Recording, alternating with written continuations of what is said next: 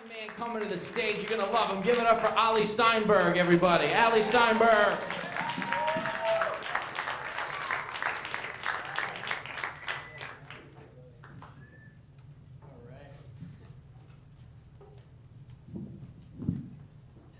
Everyone is pumped up. Yeah. Of course, my friends end up in the front row. Okay. Everything I hope for and more. Yeah. So I just finished my job. Worked at the Little Red Summer Camp. Woo. And my job was, as a camp counselor, was looking after 7-year-olds. And before we went into work, we had about 3 days of orientation, where we kind of learn how to speak to children in a progressive manner and kind of foster their development, pretty much groom them into pussies when they're older. And, but even after this intensive training, there were still times where I said absolutely no idea what to say. For example, I was sitting on the rug with this little 7-year-old girl, and I stood up for a second, and she looked up at me and she said, "I'm gonna miss your sweet body next to me." But is thank you even an appropriate response to that? Because I know call me when you're 18 isn't.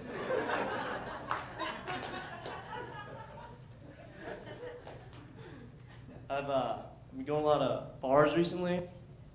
Actually, I ended up going to a gay bar a couple weeks ago. Yeah. These kids. And, in retrospect, probably shouldn't have been that surprised when, we were walking around Greenwich Village and my friend was asking people for a nice place to dance. Yeah, lo and behold, we end up at a gay bar. Yeah. That didn't stop me, though. I still got my shimmy on. Cool. Yeah. But, this particular gay bar was called the Beauty Salon.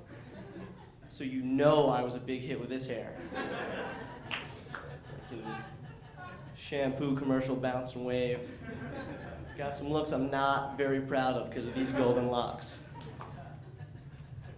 There's one thing I hate about going to bars and clubs, and this is because every time I leave one of them, gay or straight, there's these two people outside every time.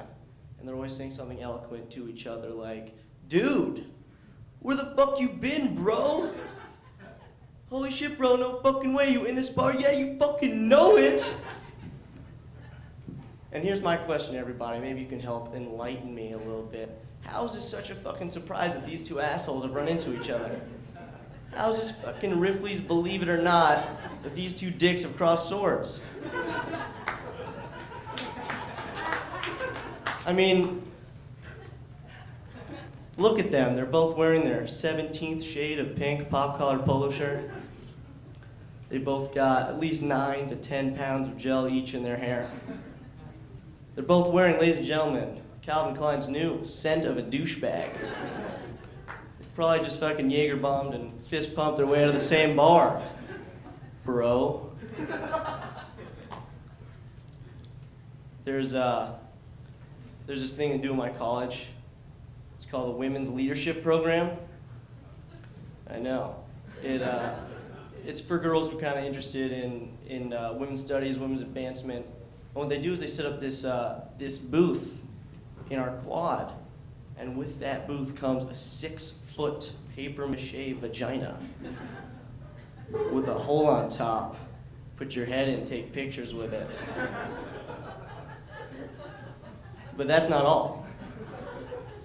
They're also selling America's favorite snack treat, the vagina cookie and the vagina lollipop. I know, it sounds enticing. It's nothing like waking up to the nice smell of baked vagina cookies on Saturday morning. But the vagina cookie, man, it's got all the glamour and mystique of your regular vagina. Just baked in with some cinnamon, some sugar, some macadamia nuts. I don't know. I don't bake them, but I eat them. Thank you very much. My name is Ali Sternberg. Thanks for coming.